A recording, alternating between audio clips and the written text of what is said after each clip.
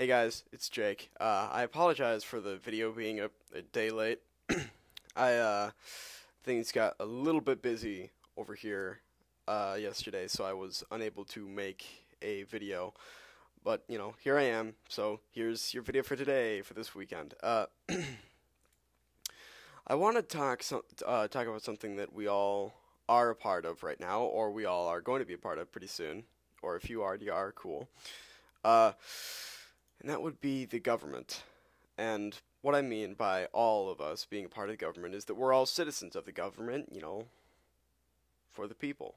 And we are the people of the United States, and we are then therefore part of the government.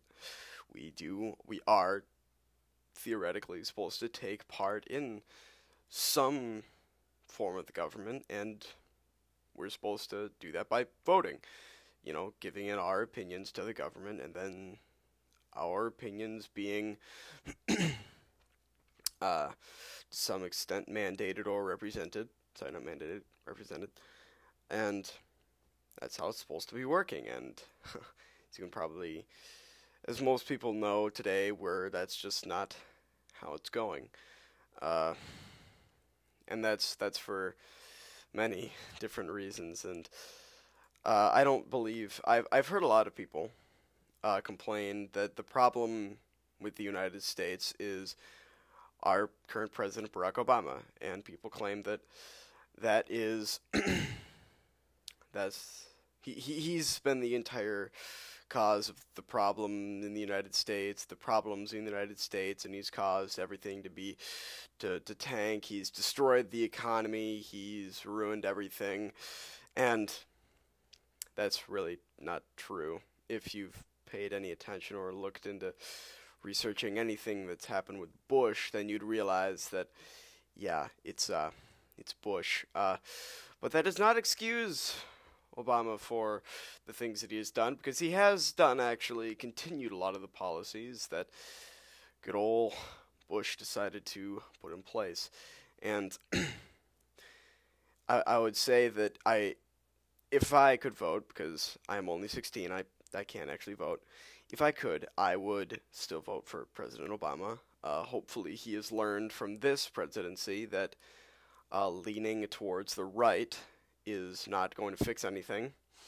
A lot of the policies, or at least a portion of the policies that President Obama has put in place, has been, in fact, more of the right wing, more of a conservative nature, and that's he's done this in an attempt to. Sorry, I keep clearing my throat. Allergy season. He's done this in an attempt to win over the Republicans so that we can finally reach a compromise in this country. And if anybody's paid any attention, we can see that with this two-party system, when we have a particular, let's say, a Republican president, the Democrats block any law that is put in place by the other side. One side blocks the other side, and nothing ends up getting done. And that's what's happened here in this country. One side will block the other because the other said that this side is wrong and this is right, and it's just there's no compromise. And when we make a compromise, the only thing that's really being compromised is everybody's being screwed equally, and that's really getting us nowhere. And that's really the problem. It's not necessarily that Obama is doing everything wrong. It's that neither side is willing to, well, Obama was willing to concede many things to the right-wingers, and the right wing was just like, screw you, you're wrong. And everything that Obama's done, I'm sure if you've been on YouTube lately, which if you're watching this video, you're on YouTube probably, you would know that there's an ad by Mitt Romney's presidential campaign that says, look at all these, is justice for sale? If you vote for Obama, clearly justice is for sale, because incorrect statement here. Essentially, the particular policies that the right wing proposes tend to lead the United States into more higher amounts of debt, more tax breaks for the rich, higher taxes for the lower class and the middle class, and essentially just screws everybody that doesn't make millions and millions every year. And that's fact, guys. You cannot look at what the Republican side, which mainly it's the Republican side, proposes, is essentially designed to help the rich, the super rich, and take the money from the middle class and the poor. And that's simply the way that it is. There's no way that we can deny that. And the argument that many right-wingers would say, well, we have to help our job creators. We have to help the super rich job creators. Well, guess what? The Republican Party has for years been shouting loudly and clearly, we must help the job creators. And instead of saying the super rich fat cats that super rich fat cats are, they simply change the term to job creators. And if anybody's been in a history class and has learned anything about Mein Kampf, you know that Hitler made the statement, proposed the idea of the big lie, where if you shout something, no matter how insane, loudly and clearly, the crazier the lie, the better. People start to believe it. And here we are now with people following into the job creators lie, where everybody thinks, oh, we can't tax the rich, they're the job creators. They need that money to create jobs. Well, guess what? They don't actually create jobs. They simply rape everybody in the country and then hold their wealth only to themselves and don't give a dime back to the government. And that's simply the way that it's working right now. The most income is held by the top 1%, while the 99% is left to die. And that's simply the facts. And the government doesn't actually represent the people anymore. The vast majority of people, for example, support, at the very least, medical marijuana. And President Obama has, in an effort to appeal to the right-wingers, he has cracked down heavily, even more so than Bush, on medical marijuana dispensaries. He's essentially going against everything you ran for so that he can appeal to the right-wingers. Hopefully he's going to see that this very well could cost him the entire election.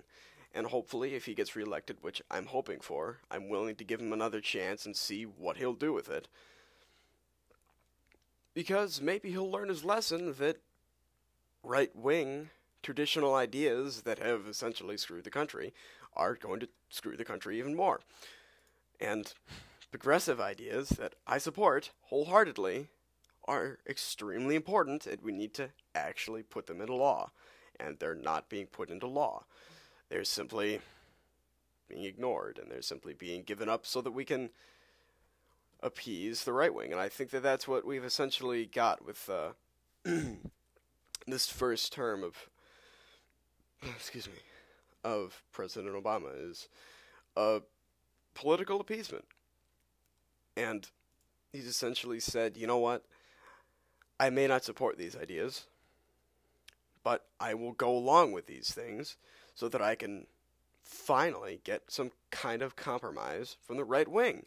And, well, as you can see, we still have the incredibly conservative media outlets saying, look at our communist, fascist, socialist, Muslim, Kenyan dictator completely destroying our country. And I think that we all need to be a little bit more aware of that.